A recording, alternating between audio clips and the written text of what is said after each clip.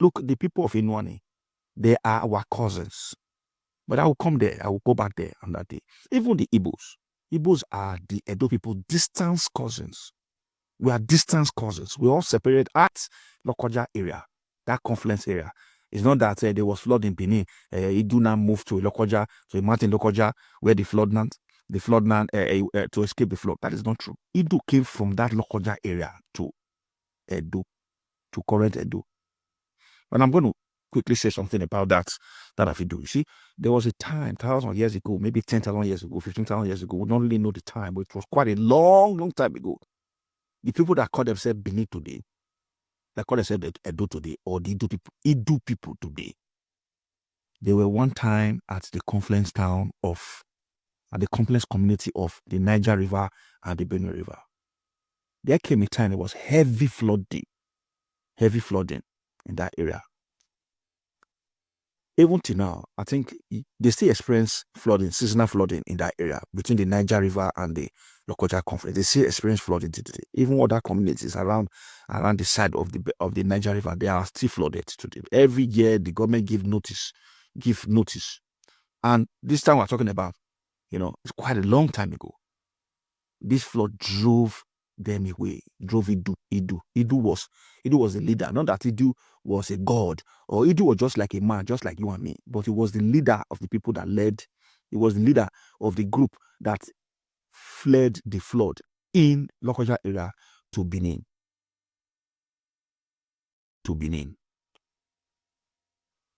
I have read an Igbo narrative. They spoke about this same flood, that Eri led a group of people from the same Niger-Benue confluence to Omabala River area.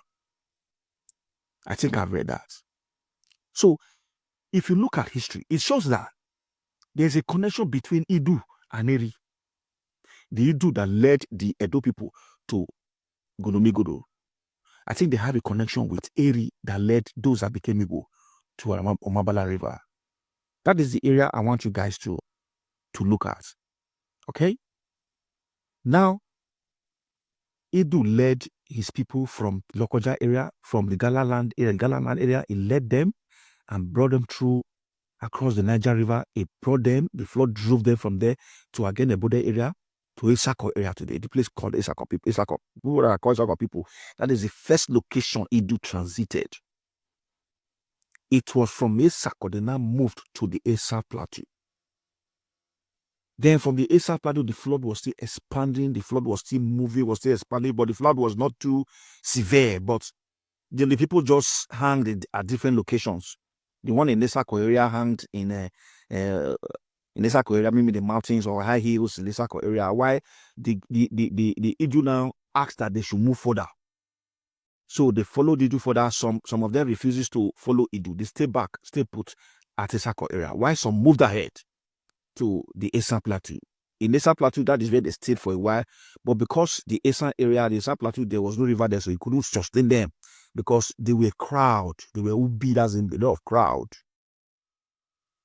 So they transited in Esa land for a little while.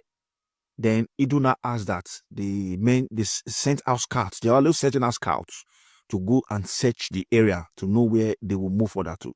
The scouts came back and told them they should move further south. That was how they now moved further south. But some remnants decided to stay in Esa land. They didn't move further. Then the major group followed Idu. They moved through one day until they came to the Boba River in Benin City today. The Boba River, area. So immediately they crossed the river, Boba River, they now settled down in that Boba River area. That is how the crowd now settled at Ubini. They name it Ubini. It was during that settlement time they named the place Ubini. Why the people were called Idu? Because Idu was the leader there. So the language Idu speaks was the language the people also speak. The language they use in communicating, they use in relating, was the language that leader was speaking, which is Idu. So Idu on his own, because of his leadership, the people started respecting him. He was a leader. He led them as their leader, as a judge for quite a long time. he started developing the place called Igodomigodo today, the place called Benin today. So when they now settled in Igodomigodo, when they now settled in Ubini, in Benin, some group still didn't want to settle there. Why some group said they want to move further? The group that moved further went and settled at Udo. There's a place called Udo. It's southern Benin, southern part of Edo, close to the river area, very close to the river area, Udo. So, but the leadership was in Benin. Leadership was in Igodomigodo because of Idu. Idu was the leader that led them. So that was how Idu now settled down in Igodomigodo with his son. His son they called Aka, his son called Emehi, his son called Efa. You know, these are his children. They also have daughters, have relatives, friends, everybody. They were all there together in Igodomigodo in Benin. So decades later, Idu was very old. So he now felt that look, he was thinking about his land in Uhe, the place they left in the Igala land. The place they left in the Igala land, where the flood took over, is called Uhe in the Igala land. So Paidu, he was able to replicate some of the names of the streets in that area, the Idu, you know, the name of the quarters in that area, he replicated them in Edo, in Ubini. He replicated them in Ubini. Places like Alaka, places like Ogbi, places like, you know, the lot of name. He named a lot of places. So at his very, very old age, maybe around 120 or around 30 or around 10, I don't know, but at his very, very old age, he now said he wants to go back to his homeland. He was craving to go back to his homeland. What I'm talking about right now also affected Ikaladoran in Ile-Ife. Because Ikaladoran came back to Ubini, came back to Igodomigodo at his old age. He came back before he went back again to Ile-Ife. So that was how Idu was craving to go back to his homeland in Uhe, in Kogi. So one day, the children, his friends, they took him, the ones that are of his, you know, the children were already old. Even the children themselves were old, but they followed their father. They took their father to Uhe. They went through the route again, through Esaland, through Esakoland, across the river, Niger, to Ida, to Uhe. That was where Idu now stayed and died. The kids now return back. His children now return back. Start burying after doing their father's rites. I don't know if anyone stayed back, but I don't know. That was how they now came back to Ubini, to Igodomigodo, the children. But while they were coming back, I think one of the sons died. The one called Aka died. So to cut the long story short, when the kids return back to Ubini, then once in a while, when there is new leadership, when there is the next leader came from one of his children, I think it's Efa or Emehi, I don't know, one of the kids became the leader. Then once in a while, maybe once in every 4 years, they will go to her as pilgrimage to their father's grave. So that was how the Benin people, the people of Igodomigodo now, they're not taking upon themselves. They always go there once in a while to go and serve what is called the Einidu in Uhe. Einidu. It continued for thousands of years until the time of Igisona came. Time of Ogiso, which is Ogiso Igodo. The first Ogiso, which was like 2,000 years ago. The first Ogiso came 2,000 years ago. His name is called Ogiso Igodo. Ogiso Igodo did that same pilgrimage. It continued even to the time of the Obas. So the people of Igala land and the people of Benin, the Benin people or the Edo people, which include the Esan, the Esako, the Robos, the Eka people, the Enuan people, because the people of Edo decided expanding. They were building different huts, different hamlets at different places, even to Orion, to Ovia, to Ondo, different hamlets. They keep moving. They'll just be expanding. Different same people, the same family, the same people. That was how they moved to Ika, to Agbo, to Orion, to to Umunede. That was how they just scattered even to Asaba area, even to Onitsha, across the Niger River. All these things didn't happen in 10 years. It happens in like 100 years or 200 years. It takes two time. Until a time like century that came, a time after the expansion, where the descendant of Idu now met with the descendant of Eri, or the people of Eri, who those that are called Igbo in Onitsha. They too, they have also expanded in Onitsha. They have also in Amobala area, they've expanded all through all this present Anambra. They've expanded to Enugu, expanded to Ebonyi, expanded to even to Imo. Even expanded to Onitsha area, to the bank of the river Niger, the Igbos. And they were a collection of, but when Eri came to that area, there were other people that were already there. There are some Aboriginal people there. Because even when we, the Edo people, the Beninese, the Idu people, went to Igodomegodo in a Ikpoba River area, they met people there. And who are the people they met there? They met the pygmies. The pygmies, the short people, these are people they met there. Those kind of people, they still exist among us still today. So a time came where the descendant of Eri, or the people of Eri, or the people of Eri, or the people of Igbo land started associating now with the Idu people in Onitsha area, or in Asaba area, or in Enoni area, Enoni people area, Undokwa people area. The one I'm talking about, the Idu people that I said they expanded.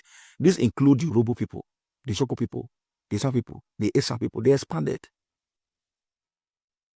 But when the Eri people or the Igbo people started, crossing the Niger River to Onitsha area, crossing the Niger River to this other area, there was this to sojourn in our side, and from our own side, we also crossed to the other side to sojourn in the other side. We started intermarrying ourselves, started trading with ourselves, having relationships, started relating with ourselves. So part of the Idu people and part of the Eri people, part of the Igbo people, they have been exchanging that relationship for many, many centuries between the Enwani area and the Onitsha area. But, as you know it, both of them cannot just be speaking their individual languages. One language must dominate.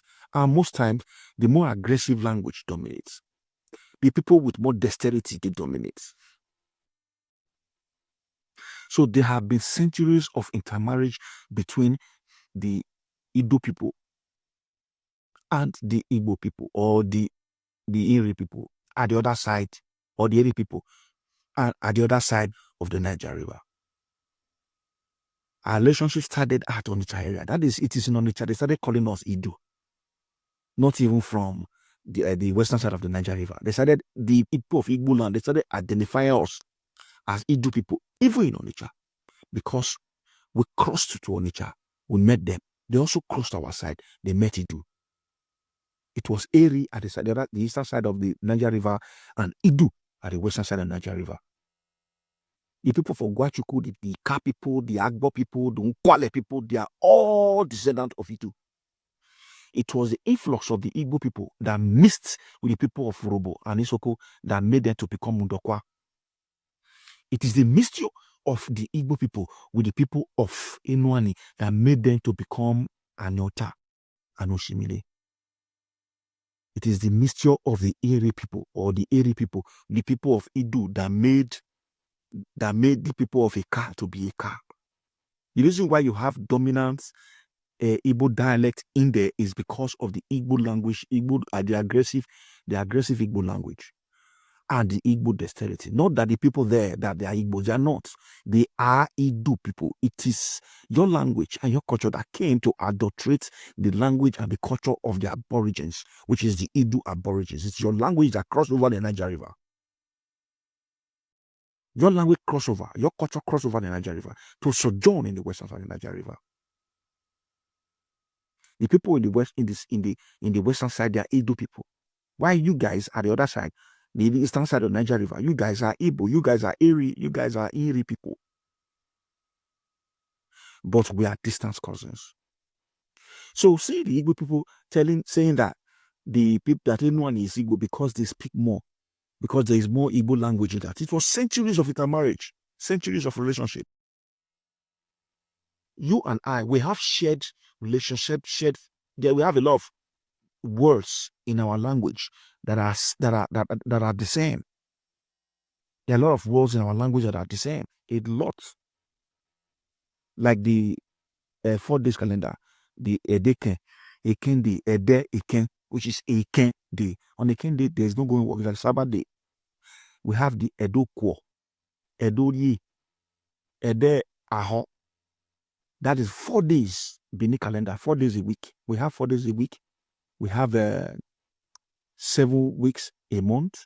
They will not have 13 months a year. We celebrate the New Year festival. We circumcise our sons, our male children, and on the 8th day after their birth, and that same day we name the child after circumcision. So we call stone Okuta, we call it Okuti, I don't know, whatever.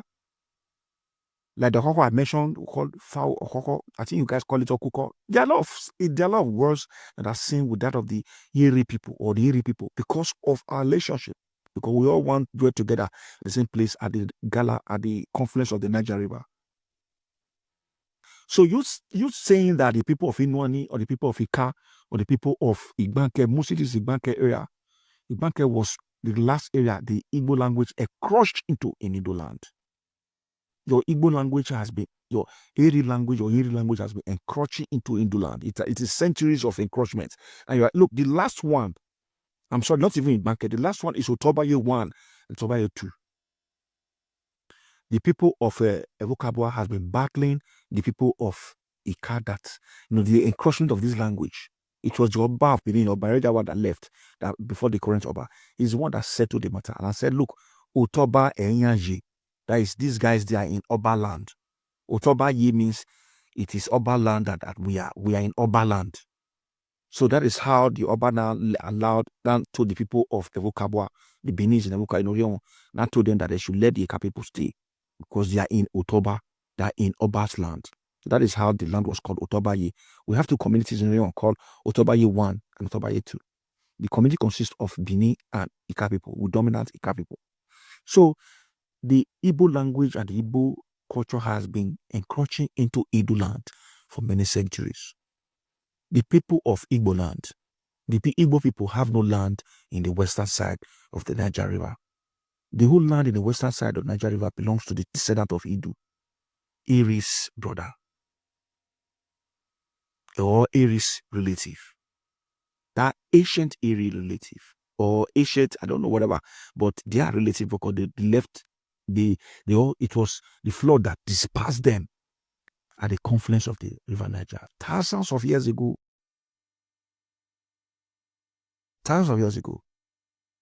So you saying that they have shared culture, we have shared, it is true, but that doesn't mean they are Igbo. It is not only in Delta states, it also extends to rivers. And beside these people that I just mentioned, we also have, there was also a time where the people that, during the time of the Oba time, where you have the Benin people that even moved to those areas too. During the time, we have different waves of time. There is no narrative in the Benin history that Igbo people were once staying in Benin, that there was a return migration. According to some false narrative you guys are giving. These narratives are very, very false. There was no return, reverse migration. None. There is no reverse migration, none. Because we don't have any Igbo community in Edo or in Benin. There's no quarter that you have Igbo community. And there's no Yoruba community in Benin. In the whole of Benin, there's no Yoruba community. What we have are people from Ile-Ife that came to Benin to serve the Oba.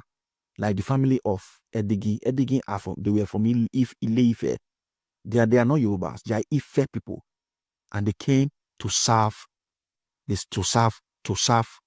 Oba Eweka the first. The Edigi family. We also have the people of Usen. A lot of them are claiming today that these guys are Yoruba. They are not Yoruba.